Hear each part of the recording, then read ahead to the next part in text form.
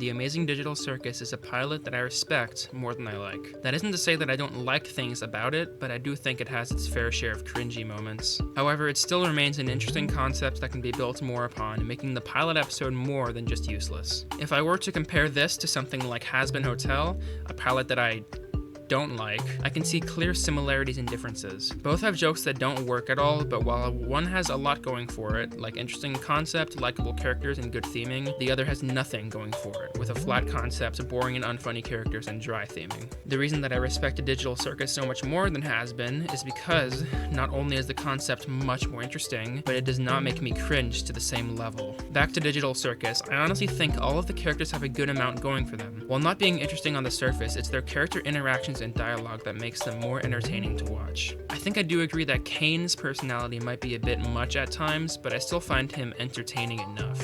Just like many other shows, choosing the main character to be the newbie allows the audience to experience the world with the main character, which is a safe but smart option. There seems to be a lot of moments that can spawn a lot of great fan theories, which is really good for a pilot. Thinking about what could happen next is exactly what a pilot wants to do for the rest of its show. Digital Circus also has, in my opinion, a bit of a toxic fan base so far. And in this scenario, again, I don't think it's exactly the show's fault. Maybe the show is attempting to gather this kind of crowd, but I think that it just generally appeals to these kinds of people more so.